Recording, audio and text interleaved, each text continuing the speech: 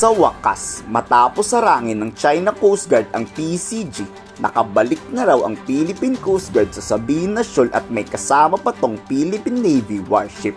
Kumpirmado na yan. Sa monitoring rin ni US Retired General Ray Powell, nagkagulatan pa sa Sabina Shoal. Lahat kasi ng Chinese Maritime Militia nagpulasan at hindi magkandaugagang umalis. Sa balita rin ng ANC News, kumpirmadong pinagsamang puwersa ng Philippine Coast Guard at military warship ang nasa Sabina Shoal ngayong umaga.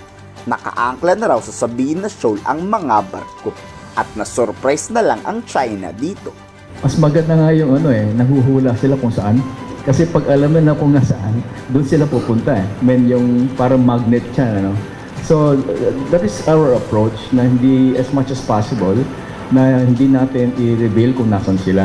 Maging si Air Force General Ray Powell nga ay nagulat sa ginawa ng Armed Forces of the Philippines. Kahit kasi ang US satellite hindi na-monitor ang pagpasok ng PCG at Philippine Navy warship.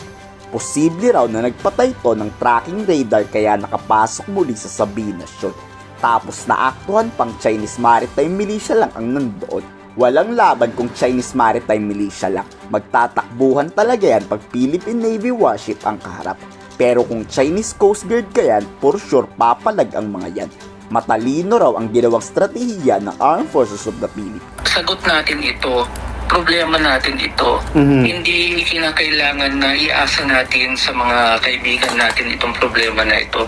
Mas maganda na ipinapakita natin na lumalaban tayo. Labanan ngayon ito ng mga estratehiya, labanan ito ng operasyon. So, hayaan lang natin muna na gawin ng Coast Guard natin yung dapat nilang gawin para lalong lumakas yung kanilang pwersa.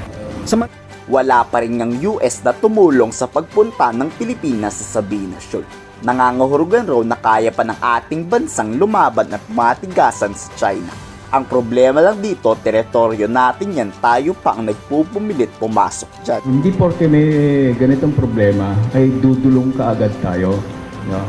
So, meron tayong tinatawag na sense of pride or dignity as a nation na kung kaya naman natin, tayo muna. Kumuha ng magandang timing ang Philippine Coast Guard para makapasok sa Sabina Shoal. Nagkataon lang talaga na walang Chinese Coast Guard kaya madaling nakapasok ang PCG. Yes, if you notice, the decrease is more on the features that are in the northern part of the Calayan Island Group, which is the area more affected by the weather disturbance. So we could attribute this to the weather. Ngayon humanda tayo sa ganti ng China. Ano sa tingin nyo ang gagawin nila sa ating mga barko doon ngayon? Babangga-banggain kaya ulit? I-komento sa baba ang iyong salubin.